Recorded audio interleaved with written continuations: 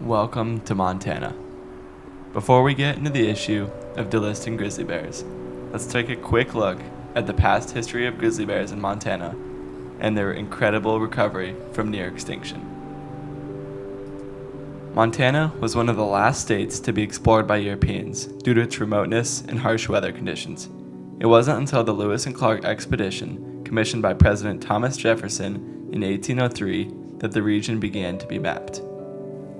It is estimated that before European settlement, the United States was home to over 50,000 grizzly bears that spanned all corners of the West from Alaska to Mexico.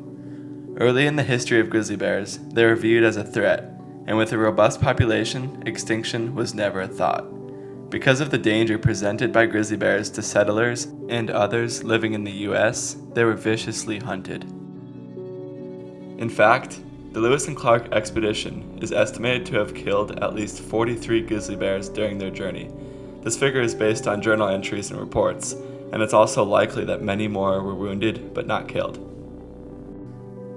This continued for over 100 years, and by the 1950s, grizzly bears had been almost completely eradicated from most areas outside Alaska and Yellowstone National Park.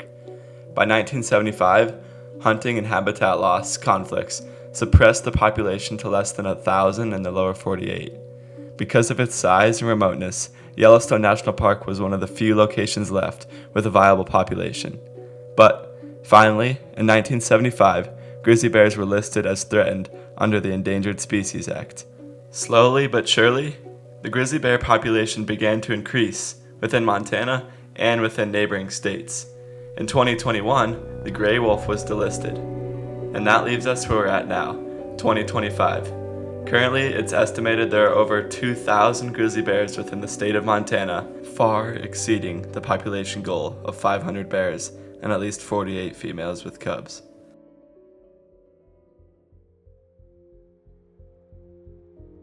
This is a grizzly bear. They are larger and more muscular than black bears.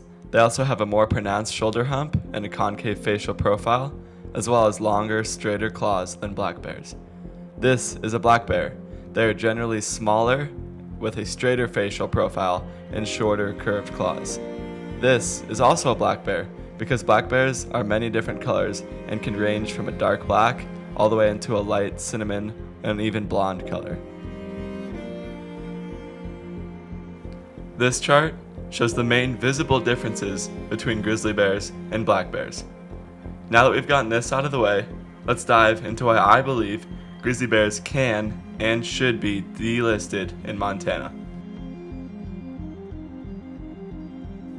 The Endangered Species Act was signed into law on December 28, 1973, by Richard Nixon. It was designed to protect species of plants and animals from extinction. Since being enacted, around 2,000 species have been listed as endangered or threatened, and only about 3 dozen have been taken off due to successful recovery.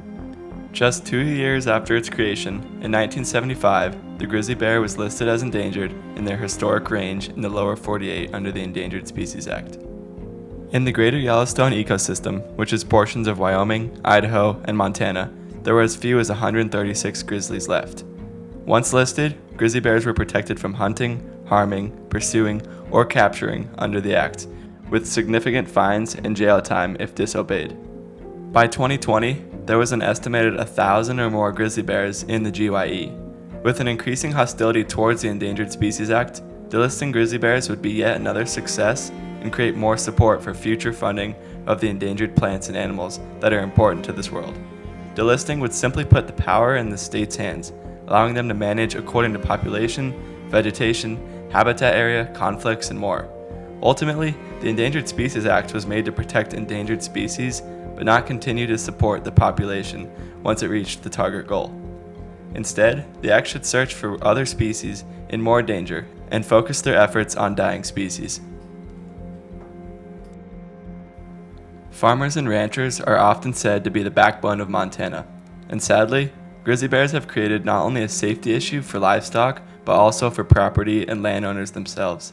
In 2023, grizzly bears were responsible for 82 reported livestock deaths, down from 2022 with 114 confirmed kills and 35 probable.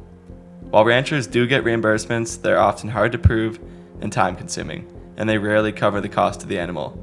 Each year, these reimbursements cost the Montana Livestock Loss Board over $200,000. For most ranchers, delisting might allow ranchers to better defend their livestock and property. Teresa Lane, an Augusta native, shared that she has had 9 proven grizzly kills in the past decade and believes many other livestock have been killed by bears as well, 2 days in a row at one point. Carly Johnson, a 6th-generation Montana rancher, said she had a grizzly bear that lived near their ranch and was comfortable around people. She supported the delisting of grizzly bears to be able to protect herself, her property, her family, and her livestock. In the GYE, from 1986 to 2010, no humans were mauled by grizzly bears.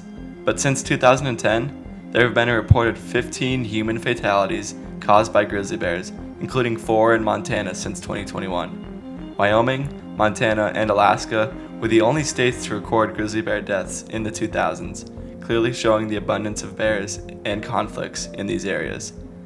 And while 11 deaths in the GYE may seem relatively low, this is only fatalities and excludes attacks. Grizzly bears pose a threat to people, especially those who enjoy spending time outdoors, and as long as grizzly bears are protected, encounters and attacks will become more and more frequent. While grizzlies killed by hunters, hikers, campers, and vehicles may be more publicized, there are far more grizzly bears killed by FWP every year. A study conducted from 2004 to 2017 found that 113 grizzly bear mortalities were caused by agent removal as the highest cause of death, with self-defense the second highest at 55. Agent removal is often due to problem bears that are consistently involved in conflicts with humans that eventually are killed to protect people, livestock, or property. This shows that not only are bears becoming dangerous to people within the state, but also that they need management if FWP has killed an average of over 8 bears per year since 2004. By allowing a special draw hunting season, Montana could introduce tags to the state of Montana that are highly regulated and aimed at reducing bears in high population areas. Through successful management, delisting grizzly bears in Montana could not only generate money for the state and hunting, but also gain more tourist attraction and improve relationships between grizzly bears and people by reducing conflicts with people and livestock. Hunting popularity is on the rise, and more deer and elk are killed every year.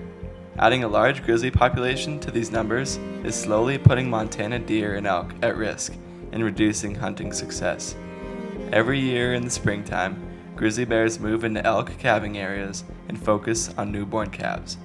According to a recent study inside Yellowstone National Park, an individual grizzly kills an average of 19 elk calves per year, with them being their primary food source during May and June.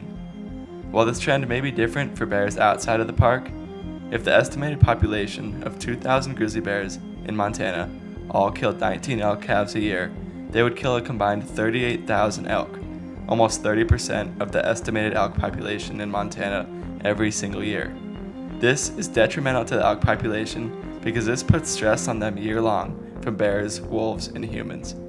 If Montana wants to keep a healthy population of elk, they must begin managing predators just as they manage other big game animals like deer, elk, and antelope. Ultimately, I think a highly regulated hunting season of 10 to 100 grizzly bear tags per year could be effective in stabilizing grizzly bear growth in Montana. Delisting grizzly bears is in Montana's best interest because it not only allows Montana to control grizzly populations for a balanced ecosystem, but it would also create a safer environment for humans, livestock, and other big game animals. Then, through further study and trial, Montana could create a bulletproof management plan to create a lower and more stable population of grizzly bears. Thank you everyone for watching, and I hope you learned something. I'll see you guys in the next one.